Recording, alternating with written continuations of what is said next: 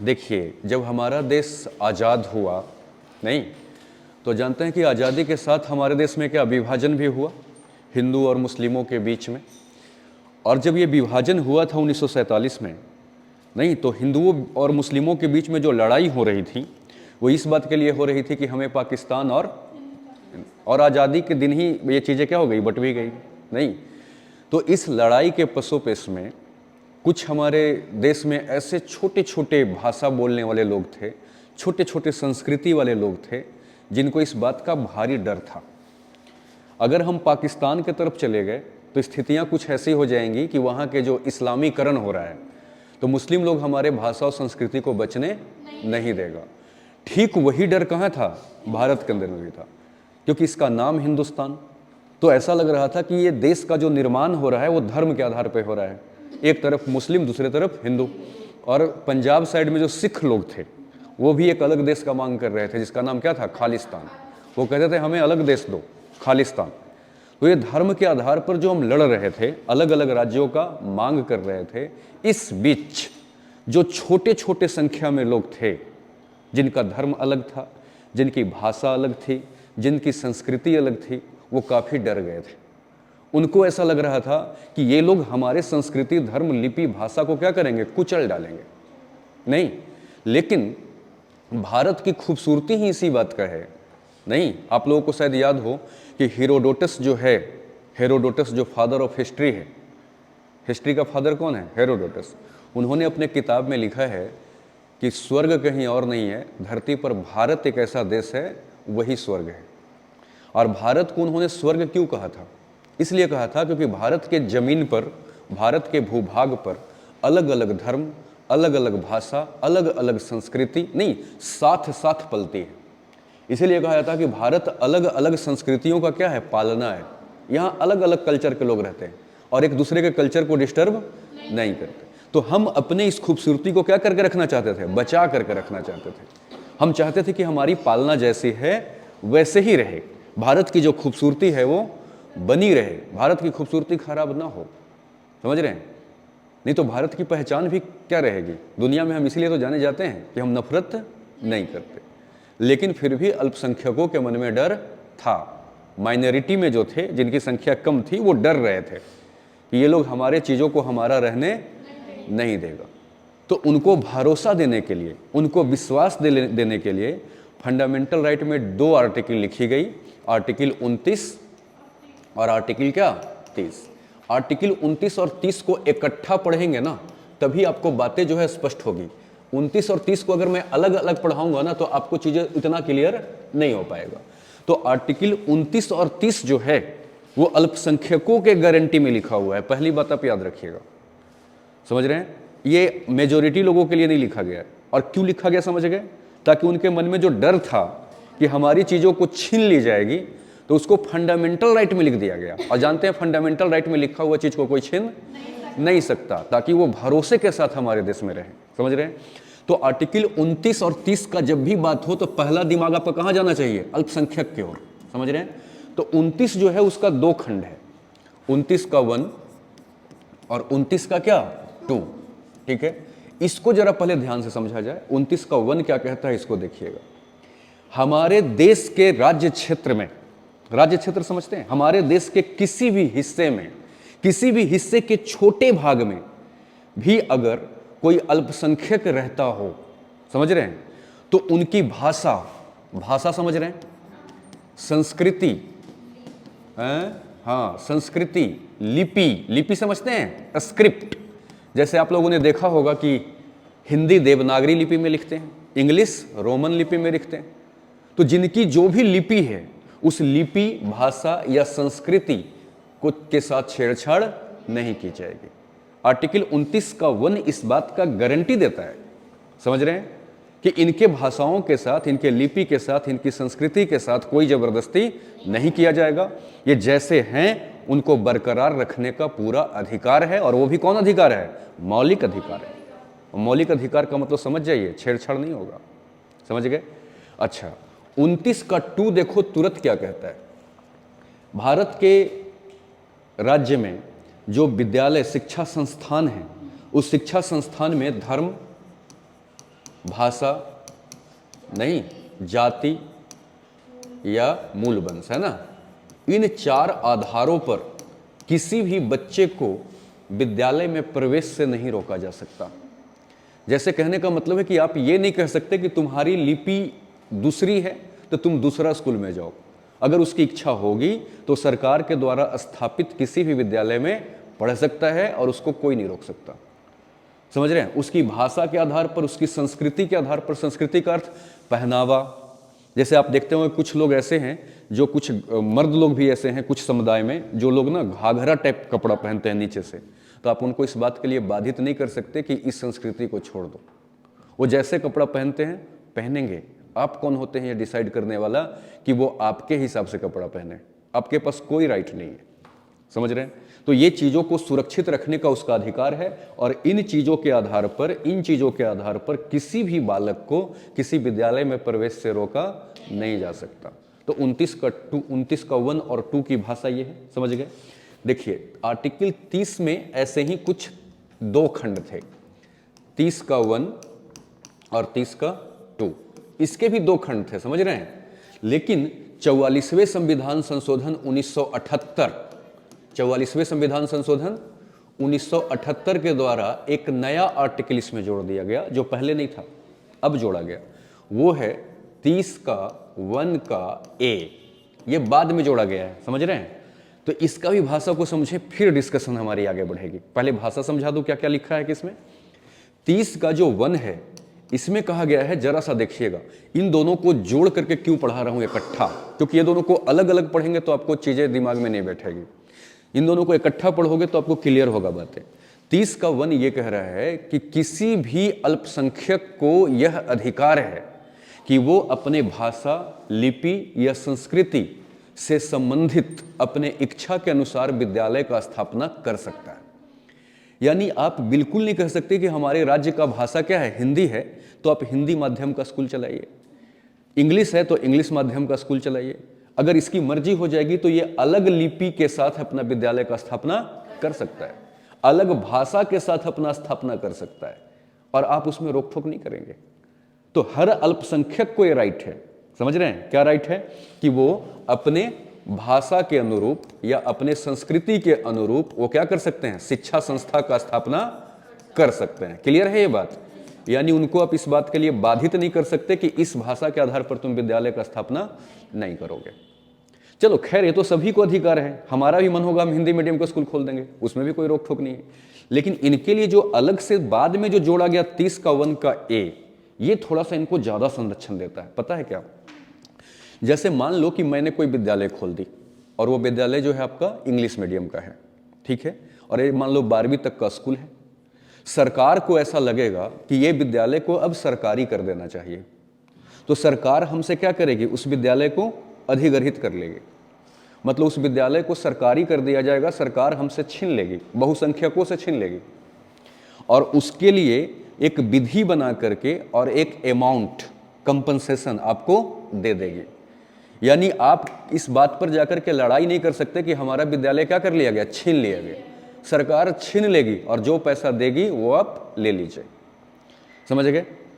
लेकिन अगर कोई भी विद्यालय, देखिए 30 का 1 का ए क्या कह रहा है, कोई भी विद्यालय अगर अल्पसंख्यक के द्वारा स्थापित किया गया है, कोई भी शिक्षा संस्थान अगर अल्पसंख्यक लोगों ने स्थापित किया है, समझ रहे हैं, तो उसका अगर आप विद्यालय को सरकार अधिग्रहण करना चाहे तो अधिग्रहण करने के लिए उनको इतना पैसा देना पड़ेगा कि उसका क्षतिपूर्ति हो सके। यानी अगर 5 करोड़ का विद्यालय है तो सरकार को 5 करोड़ देना पड़ेगा। यानी बाजार में जो उसकी वैल्यू है वो वैल्यू देना पड़ेगा। लेकिन अगर किसी बहुसंख्यक का स्कूल अगर लिया जा रहा है तो उसमें सरकार डिसाइड करके आपको एक अमाउंट दे देगी। लेकिन इसमें वो बात नहीं होगा। 30 के 1 में इस बात का गारंटी है कि अगर 5 करोड़ का, अगर ठीक है हमें लगता है कि ये विद्यालय हमें ले लेना चाहिए तो ले लेंगे, लेकिन आपको इतना पैसा दे देंगे कि फिर से आप वैसा ही इंफ्रास्ट्रक्चर तैयार कर सकते हैं। तो वो कब होगा, जब उतना ही पैसा मिले, उसी वैल्यू के बराबर मिले। तो 31 के 1 का ए में अल्पसंख्यकों को और क्या कर दिया गया, गारंटी दे दिया गया कि घबराइए मत, आपके किसी भी संस्थान का हम अधिग्रहण नहीं करेंगे, और अगर करेंगे भी तो आपको हम उसका क्षतिपूर्ति पूरा देंगे। समझ रहे हैं? जैसे कि एक विद्यालय है तुलसी विद्या मंदिर, वो प्राइवेट विद्यालय के द्वारा शुरू किया गया था, प्राइवेट व्यक्ति के द्वारा शुरू किया गया था। सरकार उसका विद्यालय को अपने अंदर ले ली और उसके मालिक को सिर्फ उसमें सरकारी नौकरी दे दिया और थोड़े से पैसे दे दिए।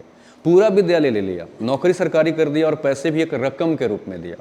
लेकिन वही अगर क्या होता, अल्पसंख्यक के द्वारा स्थापित किया हुआ होता तो कम से कम उसके लिए 20 से 25 करोड़ रुपया सरकार को देना पड़ता। तो ये गारंटी है कि नहीं अल्पसंख्यकों के लिए? नहीं। तो ये चीज़ और लिख करके बाद में जोड़ करके उनको स्वस्थ कर दिया गया। समझ गए कि आपके साथ किसी तरह का कोई अत्याचार नहीं होगा, घबराइए मत। आर्टिकल 30 का 2 क्या कहता है सो देखिएगा। 30 का 2 ये कहता है कि अगर भारत सरकार या कोई भी राज्य सरकार अगर विद्यालय को सहायता देना शुरू करे, प्राइवेट विद्यालय को सहायता समझते हैं, कभी कभी देखते हैं सरकार क्या कर देती है, हेल्प कर देती है विद्यालय को। तो अगर हेल्प करेगी तो वो इस आधार पर भेदभाव नहीं करेगी कि ये अल्पसंख्यक के द्वारा स्थापित है तो इसको मदद ना करें। इसका मतलब बहुसंख्यक को जितना मदद दिया जाएगा, बहुसंख्यक वाले के द्वारा स्थापित विद्यालय का उतना ही मदद किसको देना पड़ेगा, अल्पसंख्यक द्वारा स्थापित विद्यालय को भी देना पड़ेगा। इसका मतलब ये इस बात का गारंटी है कि सरकार जितना बहुसंख्यकों को लेकर के एक्टिव रहेगी उतना अल्पसंख्यकों को भी लेकर एक्टिव रहेगी। आपको डरने की जरूरत नहीं है। समझ में आ रहा है? यानी 30 का 2 क्या कह रहा है कि सरकार जो है यानी राज्य जो है वो वित्तीय मदद करने में, वित्तीय मदद समझते हैं, पैसे के मामले में सहायता करने में, है ना, भेदभाव नहीं करेगी, यानी बिल्कुल प्रॉपर हेल्प करेगी जैसे बाकी को करेगी। समझ रहे हैं? ऐसा नहीं कह सकती कि तुमको तो यहां हमने गारंटी दे ही दिया कि तुम्हारा छीनेंगे तो पूरा देंगे, तो मदद तुमको नहीं, हम बहुसंख्यक वाला को देंगे। ना ना, अगर मदद करोगे तो सबको करो। इसको नहीं छाटा जाता इस ग्राउंड पर। समझ रहे हैं? मदद का भी बराबर हकदार है, इसके साथ अगर छीनेगी तो इसको पूरा कंपनसेशन का भी ये बराबर हकदार है, इसको कंपनसेट करना पड़ेगा। लगता है नहीं समझे? अब इस मामला को लेकर के ये मामला जो है वो सुप्रीम कोर्ट में कई बार गया। अब देखिएगा, ये तीनों आर्टिकल क्लियर है आपका। अब देखिएगा, अब 29-30 में टोटल कितने उपखंड हैं? 5। 1 2 3 4 5 5 उपखंड है 29 और 30 में। समझ गए? पहले कितने थे? 4। तो 5 कैसे हो गया? 44वें संविधान संशोधन 1978 द्वारा। ये 31 का ए है, सॉरी ये 30 का 1 का ए है, जिसमें किस बात की गारंटी है कि सरकार नियम और कानून बना करके भी इसके जो हक हैं उसको निर्बंधित नहीं कर सकता, उसको रिस्ट्रिक्ट नहीं कर सकता, उसको मदद देना ही पड़ेगा। समझ रहे हैं? ये हो गया। अब देखिएगा, इन मामलों को लेकर के सुप्रीम कोर्ट में पहला बवाल ये गया कि आप बार बार जो शब्द इस्तेमाल कर रहे हैं कि अल्पसंख्यक, है ना, तो अल्पसंख्यक कहते किसको हैं? अल्पसंख्यक का मतलब समझता है ना, माइनॉरिटी, माइनॉरिटी है ना, किसको कहेंगे माइनॉरिटी, और किस आधार पर माइनॉरिटी का डिसाइड होगा? नहीं समझे क्या? माने कौन माइनॉरिटी में है, कौन मेजॉरिटी में है, ये डिसाइड कैसे होगा, और उसमें आधार क्या होगा डिसाइड करने का? सुप्रीम कोर्ट ने साफ शब्दों में कहा कि माइनॉरिटी का डिसाइड करने का 2 ही आधार होगा, पहला धर्म और दूसरा भाषा। यानी जाति के आधार पर मेजॉरिटी और माइनॉरिटी नहीं होगा, नहीं होगा। ये ध्यान रखिएगा। अगर मान लीजिए कि आप हिंदू में ही हैं और किसी कास्ट में हैं, लेकिन आपका संख्या क्या है, कम है, तो भी आप माइनॉरिटी में नहीं आएंगे, क्योंकि माइनॉरिटी का आधार जाति है ही नहीं। क्यों नहीं है? क्योंकि जब बंटवारा हो रही थी, लड़ाइयाँ हो रही थी, तो जाति को डर नहीं था। जो कम संख्या में भी कोई जाति वाले थे लेकिन वो हिंदू थे, तो वो तो हिंदू के गुमान में फूले हुए थे ना कि हम तो हिंदू हैं, हमारा मुसलमान क्या करेगा। समझ रहे हैं? तो जाति के आधार पर तो डर था ही नहीं। डर किस आधार पर था? धर्म और भाषा के आधार पर था।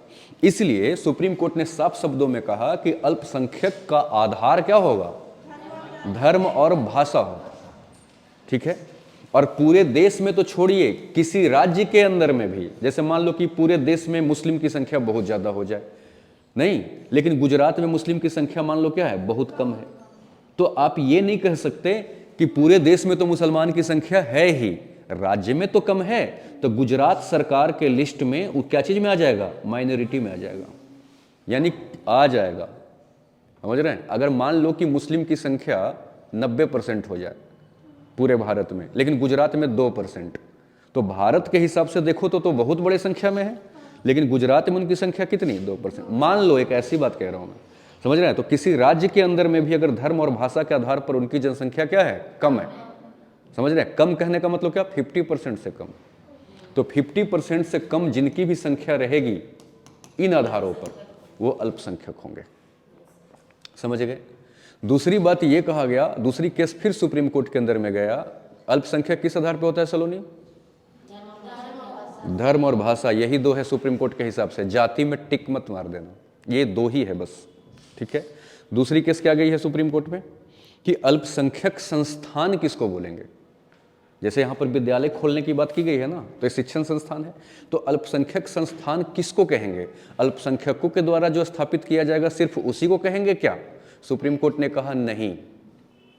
सुप्रीम कोर्ट ने कहा कि यदि कोई बहुसंख्यक भी किसी शिक्षण संस्थान का स्थापना करता है, लेकिन उसका उद्देश्य हो अल्पसंख्यकों के बच्चों का शिक्षा, अल्पसंख्यकों के हितों के हिसाब से विद्यालय का स्थापना, समझ रहे हैं। अगर कोई बहुसंख्यक ने भी इस उद्देश्य से क्या किया हो, शिक्षण संस्थान स्थापना किया हो, जिसका उद्देश्य हो अल्पसंख्यकों के बच्चों की अच्छी शिक्षा, अल्पसंख्यकों के बच्चों के उसके अनुसार शिक्षा के उद्देश्य से अगर बनाया गया है, तो वह संस्थान को कहाँ माना जाएगा, अल्पसंख्यक में माना जाएगा, और फिर उनको ये वाला संरक्षण मिल जाएगा।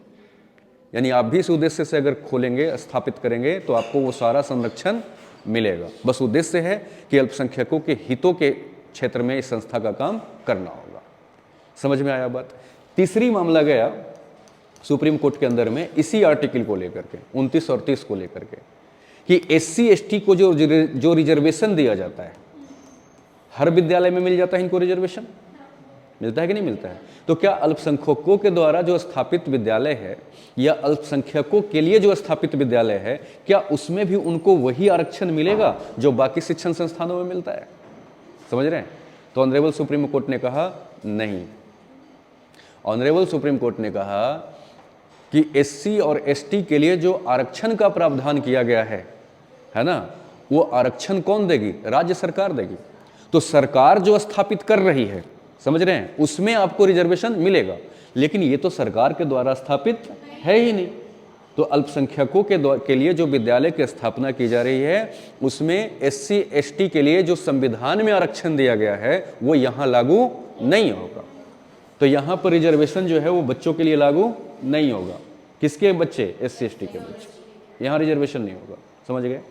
चौथा मामला ये गया कि आखिर 9वीं 10वीं तक का विद्यालय, 11वीं 12वीं तक का तो विद्यालय में आपने क्या किया, अल्पसंख्यक का नियम लागू कर दिया।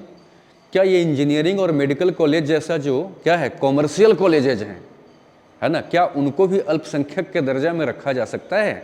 जैसे मान लो उसका स्थापना किसने किया हो, अल्पसंख्यक ने किया हो, मान लीजिए, नहीं, या अल्पसंख्यकों के हित के लिए ही उसको क्या किया गया, स्थापित किया गया हो, तो क्या उनको भी माना जाएगा अल्पसंख्यक शिक्षण संस्थान। क्यों, क्योंकि उसके अंदर में तो भाषा और संस्कृति का ज्ञान बांटा ही नहीं जाता। डॉक्टर को भाषा संस्कृति सिखाया जाता है क्या, नहीं, तो उसमें तो इस बात की जरूरत है नहीं। तो क्या उसको भी माना जाएगा अल्पसंख्यक में, नहीं समझे क्या क्वेश्चन। सुप्रीम कोर्ट ने कहा, शुरू में सुप्रीम कोर्ट का यह स्टैंड था स्टार्टिंग में कि नहीं, उनको नहीं माना जाएगा। और उसका तर्क क्या है कि इंजीनियरिंग और मेडिकल कॉलेज एक ऐसा कॉलेज है जहाँ पे तकनीकी ज्ञान दिया जाता है, नहीं, जहाँ पे साइंस का ज्ञान दिया जाता है, जिसका धर्म भाषा लिपि से कोई अर्थ नहीं। तो वहाँ पर ये वाली बात तो लागू होती नहीं है, तो वहाँ अल्पसंख्यक संस्थान के रूप में पहचान करना ठीक बात नहीं है, क्योंकि वहाँ पर इसका संरक्षण होता ही नहीं है, नहीं समझे लगता है। लेकिन आगे चल करके सुप्रीम कोर्ट ने ही अपना पलट करके निर्णय दे दिया और कहा कि नहीं, अगर वो अल्पसंख्यक के द्वारा स्थापित है तो उनको भी अल्पसंख्यक का दर्जा मिलेगा। कारण ये है कि उनको ये न लगे कि हम अपने विकास के लिए या हम अपने समाज के विकास के लिए जो स्थापना किए हैं उसमें सरकार क्या कर रही है, घुस करके छेड़छाड़ कर रही है, हस्तक्षेप कर रही है। हो सकता है कि शिक्षण संस्थान मेडिकल कॉलेज सिर्फ इसी बात के लिए बनाया हो कि उसमें एडमिशन वो सिर्फ अपने बच्चों को दें, ये भी तो हो सकता है। तो उसको जब तक वो अल्पसंख्यक के रूप में उसको हम पहचान नहीं करेंगे, तब तक वो अपने धर्म, जाति, भाषा को विकास कराने के लिए कहाँ से कुछ कर पाएगा। इसलिए अब के डेट में क्या होगा, इंजीनियरिंग और मेडिकल कॉलेज भी अगर अल्पसंख्यक के द्वारा स्थापित किया गया है तो उस संस्थान को भी कहाँ रखा जाएगा, अल्पसंख्यक संस्थान में ही रखा जाएगा। क्या आप समझ पा रहे हैं? तो ये जो है सो क्या है, 29 और 30 का क्या है, प्रसंग है, समझ रहे हैं? ये आर्टिकल 29-30 का गेम है।